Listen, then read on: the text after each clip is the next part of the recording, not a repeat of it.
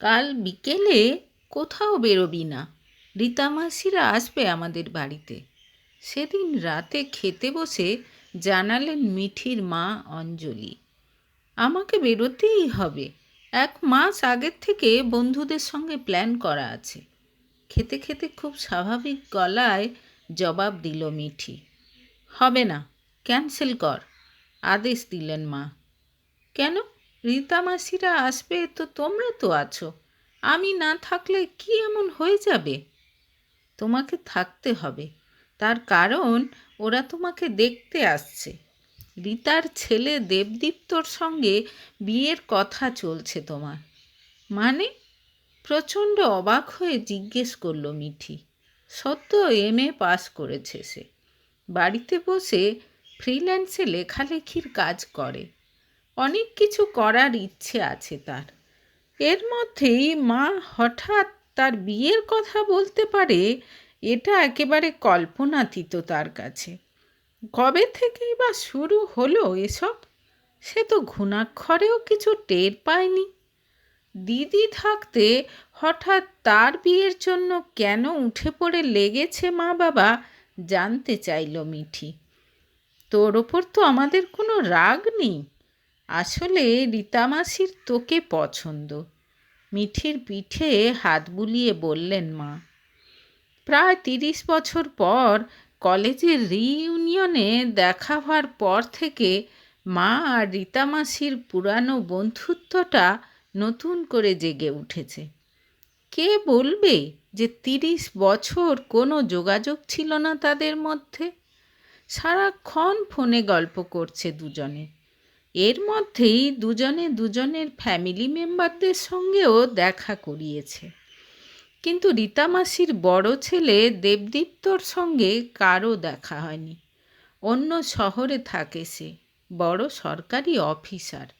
আর তার সঙ্গেই মিঠির বিয়ে দেওয়ার ইচ্ছে প্রকাশ করেছেন রীতা মাসি। না, আমি এত তাড়াতাড়ি বিয়ে করব না, আবদার ধরল মিঠি। জেদ করিস না মা, দেব ভালো ছেলে, অনেক বড় চাকরি করে। চেনাশোনার মধ্যে বিয়ে হলে কত ভালো বলতো? মিঠিকে বোঝাতে শুরু করেন মা। না তাকিয়েও মিঠি বুঝতে পারে দিতি মানে তার দিদি রেগে গেছে। জোরে জোরে তরকারির বাটিতে চামচ ঠুকছে, ঠক করে গ্লাস নামিয়ে রাখছে। সত্যিই তো, বড় বোন থাকতে ছোট বোনের বিয়ে ঠিক হলে বড় বোনের তো খারাপ লাগবেই। তার মধ্যে দিতি আবার মিঠিকে একেবারেই সহ্য করতে পারে না। সেই কোন ছোটবেলা থেকে মিঠি দেখে আসছে দিতি যেন তার ওপর সব সময় বিরক্ত। অথচ মিঠি যতটা সম্ভব ভালো ব্যবহার করার চেষ্টা করে দিদির সঙ্গে। সে সব সময় চায় দিদির সঙ্গে যেন তার খুব ভালো একটা বন্ধুর মতো সম্পর্ক হয়। কিন্তু দিদি মিঠির সঙ্গে ব্যবধান রাখতেই পছন্দ করে। হাসি খুশি মিঠির অবশ্য খুব একটা অসুবিধে হয় না তাতে। দিদির রাগ, কড়া কড়া কথা, এসবের সঙ্গে এখন অভ্যস্ত হয়ে গেছে সে। আসলে ছোটবেলা থেকেই খুব হাসি খুশি মিষ্টি স্বভাবের মেয়ে মিঠি। আর এই জন্যই বোধ হয় নিজের ছেলের সঙ্গে তার বিয়ে দিতে চেয়েছে রীতা মাসি। কিন্তু মা, আমি না থাকলে রিজুর কি হবে? না মা, রিজুকে ছেড়ে কোথাও যেতে পারবো না আমি। চিন্তা নেই মা, আমরা তো আছি, আমরা রিজুর দেখাশোনা করতে পারবো। রিজু হলো মিঠির দাদার ছেলে। এক অ্যাক্সিডেন্টে মিঠির দাদা বৌদি মারা গেছে। 3 বছরের রিজু মিঠির প্রাণ। সারাক্ষণ রিজুকে নিয়েই সময় কাটে তার। মূলত রিজুর জন্যই বাড়িতে বসে কাজের ডিসিশন নিয়েছে মিঠি। যাই হোক, অনেক বুঝিয়ে সুঝিয়ে মিঠিকে রাজি করালেন তার মা। মিঠি ভেবে দেখল চেনা জানার মধ্যে হলে নিশ্চয়ই রিজুর ব্যাপারটা বুঝবে। আর মিঠিও মাঝে মাঝেই এসে রিজুর কাছে থাকতে পারবে।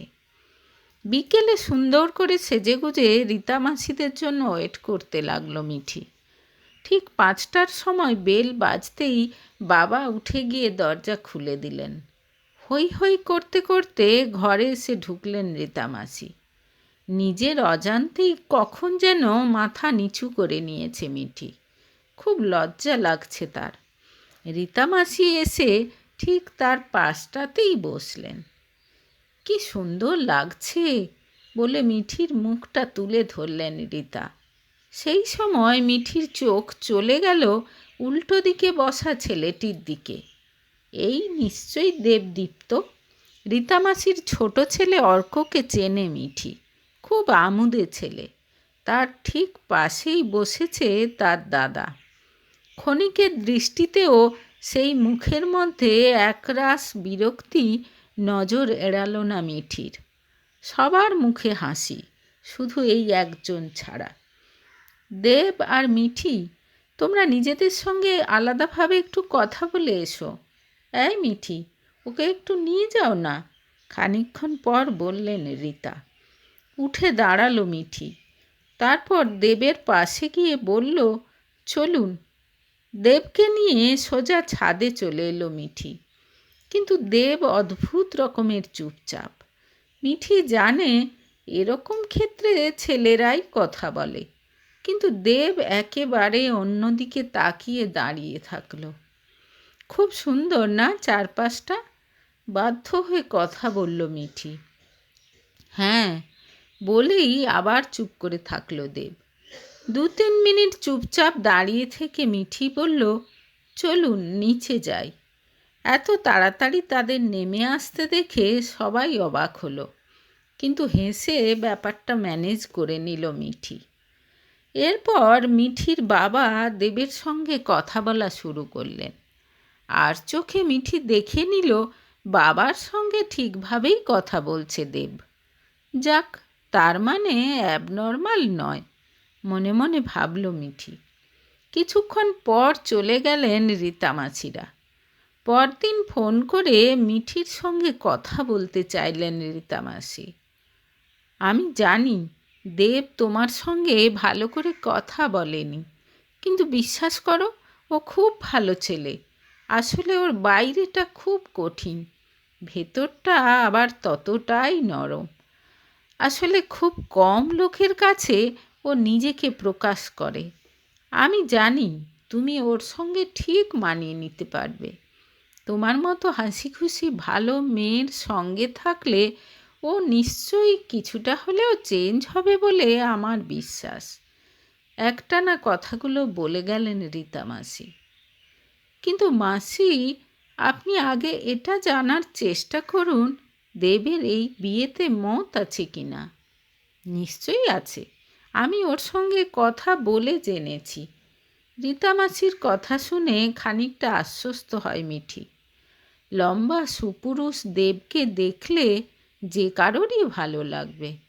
মিঠিরও বেশ ভালো লেগেছে, কিন্তু ব্যবহারটাই তার ভালো লাগেনি। মা আর রীতা মাসির অতিরিক্ত উৎসাহে 1 মাস পরই বিয়ে হয়ে গেল দেব আর মিঠির। এর মধ্যে মিঠির সঙ্গে কথা বলার কোনো চেষ্টা করেনি দেব। বিয়ের আগে দেবকে ভালো করে জানার ইচ্ছে থাকলেও লজ্জায় আর কিছু বলতে পারেনি মিঠি। বিয়ের পর মিঠি বুঝতে পারল সবার সামনে যে দেবকে দেখা যায়, মিঠির সঙ্গে একা থাকলে সেই দেব একেবারে পাল্টে যায়। মিঠির সঙ্গে কথা বলতে তার যেন খুব অনীহা। ফুলশয্যার রাতে মিঠির সঙ্গে কোনো কথাই বলল না সে। বড্ড ঘুম পাচ্ছে বলে খাটের একপাশে শুয়ে ঘুমিয়ে পড়ল। মিঠির খুব ইচ্ছে করছিল দেবের সঙ্গে কথা বলতে, কিন্তু সে তো মিঠির দিকে পেছন ফিরে শুয়ে ঘুমোচ্ছে। অগত্যা আরেক পাশে শুয়ে ঘুমিয়ে পড়ল মিঠি। পরদিন প্রায় সারা দিনই মিঠির ধারে কাছে এলো না দেব। রাতে শুতেও সে আবার সেই আগের দিনের মতোই উল্টো দিকে পাশ ফিরে ঘুমিয়ে পড়ল। বেশি ছুটি পায়নি বলে বিয়ের 2 দিন পরই কর্মক্ষেত্রে ফিরে যাওয়ার তোড়জোড় শুরু করে দিল দেব। মিঠিকেও সব কিছু ছেড়ে যেতে হবে। তার সবচেয়ে কষ্ট হচ্ছে রিজুকে ছেড়ে যেতে। বৌভাতের পরদিন যেতে মিঠির কোল থেকে একেবারেই নামতে চাইছিল না রিজু। অনেক কষ্টে তাকে ছেড়ে আসতে পেরেছে মিঠি। প্রায় 5 ঘন্টা জার্নি করে দেবের বাংলোর সামনে এসে পৌঁছালো মিঠি আর দেব। বিশাল বড় সরকারি বাংলোতে থাকে দেব। বাংলোতে ঢুকেই মিঠিকে সে স্পষ্টই জানিয়ে দিল, তুমি একটা রুমে থাকবে আর আমি একটা রুমে থাকবো, আর আমার কোনো ব্যাপারে নাক গলাবে না তুমি। আর হ্যাঁ, বাড়ির কাউকে এ ব্যাপারে কিছু জানালে কিন্তু অযথা জটিলতা সৃষ্টি হবে, তাই ভুলেও সেই চেষ্টা করবে না। বিয়ে করার দরকারটাই বা কী ছিল? চেঁচিয়ে বলতে ইচ্ছে করল মিঠির, কিন্তু কিছু না বলে নিজের রুমে ঢুকে গেল সে। কোন দুনিয়ায় এসে পড়ল ভাবতে ভাবতেই নিজের জিনিসপত্র বার করে সুন্দর করে গুছিয়ে রাখল। ছোটবেলা থেকেই সব সময় মাথা ঠান্ডা রেখে কাজ করে সে। পরদিন সকালে ঘুম থেকে উঠতে বেশ দেরি হয়ে গেল মিঠির। চোখ খুলে দেখল 8টা বেজে গেছে। তাড়াতাড়ি উঠে বাথরুমে ঢুকতে গিয়ে সে দেখল ভেতর থেকে বন্ধ। তার মানে দেব গেছে। এদিক ওদিক পায়চারি করতে করতে সব কিছু দেখছিল সে। খুব সুন্দর বাংলোটা। জানলা দিয়ে বাইরের রাস্তা দেখা যাচ্ছে। হঠাৎ দরজা খুলে বেরিয়ে এলো দেব। পরনে শুধু একটা টাওয়েল জড়ানো। তাকে দেখে 2 হাত দিয়ে চোখ ঢাকল মিঠি। অনেক হয়েছে। এমন ভাব করছো যেন এর আগে খালি গায়ে কোনো পুরুষ মানুষ দেখনি। কর্কশ গলায় বলল দেব। হ্যাঁ, অবশ্যই দেখেছি। নিজের বাবাকে দেখেছি, কিন্তু সেটা আলাদা ব্যাপার। থাক, আর ন্যাকামি করতে হবে না, আমি সব জানি, নির্বিকার মুখে বলে রুমে ঢুকে গেল দেব। বাথরুমে ঢুকে হালকা হওয়ার পর হঠাৎ মিঠির মনে প্রশ্ন এলো, দেব কেন বলল আমি সব জানি? কি জানে সে? যাই হোক, পরে কখনো জিজ্ঞেস করবে ভেবে বেরিয়ে সে কিচেনে ঢুকে গেল সে। 2 কাপ চা বানিয়ে 1 কাপ দিয়ে এলো দেবের রুমে। কাজের মেয়ে আছে, একটু পরে এসে পড়বে, তাকে দিয়ে সব কাজ করিয়ে নেবে। আর হ্যাঁ, নিচেও একটা বাথরুম আছে, চাইলে ওটা ইউজ করতে পারো, বলল দেব। ঠিক আছে বলে চলে এলো মিঠি। দেবের রুমে যেতে সেই পারফিউমটার গন্ধ পাওয়া গেল। প্রথম দিনও দেবের পাশে দাঁড়াতে এই গন্ধটা পেয়েছিল সে। গন্ধটা কেমন যেন নেশাচ্ছন্ন করে দেয় মিঠিকে। রেডি হয়ে কিছুক্ষণ পর অফিস বেরিয়ে গেল দেব। যাওয়ার সময় মিঠিকে কিছু বলেও গেল না। দেবের কিছু কিছু আচরণ সত্যিই অদ্ভুত। ভাবতে ভাবতে কলিং বেল বেজে উঠল। কাজের মেয়ে মঞ্জুকে দেখে বেশ ভালোই লাগলো মিঠির। সারাক্ষণ বকবক করে যাচ্ছে। এতদিন এই বাড়িতে এসে মুখ বন্ধ করে কাজ করতে হতো তাকে। মিঠিকে পেয়ে যেন হাঁপ ছেড়ে বাঁচল সে। নানা রকম কথা বলা শুরু করে দিল। মিঠিকে যে তার বেশ পছন্দ হয়েছে তা জানালো। মঞ্জু চলে যেতে নিজের কম্পিউটার নিয়ে বসলো মিঠি। অনেক দিন কোনো কাজ করা হয়নি, অনেক কিছু জমে গেছে। কাজ করতে করতে একসময় নিজের দুনিয়ায় ঢুকে গেল সে। দুপুরে চান খাওয়া করে একটা লম্বা ঘুম দিল। তার আগে অবশ্য মা বাবার সঙ্গে কথা বলল, রিজুর খোঁজ খবর নিল। ঘুম থেকে উঠে বেরোতেই মিঠি দেখল দেবের রুমে আলো জ্বলছে। তার মানে দেব এসে গেছে। তাকে ডাকেনি তো। একেবারে চা বানিয়ে নিয়ে রুমের সামনে গিয়ে দরজায় নক করল মিঠি। এসো। ভেতর থেকে আওয়াজ পেয়ে ঘরে ঢুকলো সে। কপালের ওপর হাত রেখে চোখ বন্ধ করে শুয়ে আছে দেব। চা এনেছি, বলল মিঠি। টেবিলে রেখে দিয়ে যাও, চোখ না খুলেই বলল দেব। হতাশ হলো মিঠি। সে তো চেয়েছিল একসঙ্গে বসে চা খাবে। বাধ্য হয়ে নিজের কাপটা নিয়ে অন্য রুমে চলে এলো সে। চা খেতে খেতে দেবের কথাই ভাবতে লাগলো মিঠি। শাশুড়ির কথা অনুযায়ী তার ছেলে নাকি খুব ভালো, চাপা স্বভাবের, কিন্তু মিঠির মন বলছে যতটা দেখায় অতটাও সরল সাদাসিধে নয় দেব। সকালে কাজের মেয়েটা বলছিল বেশ কয়েকদিন ধরে কোনো একটা মেয়ে প্রায় ফোন করতো দেবকে। ভালো করে তার কথা বুঝতে না পারলেও পাশ দিয়ে যাওয়ার সময় মঞ্জু বুঝেছে সেটা কোনো মেয়েরই গলা।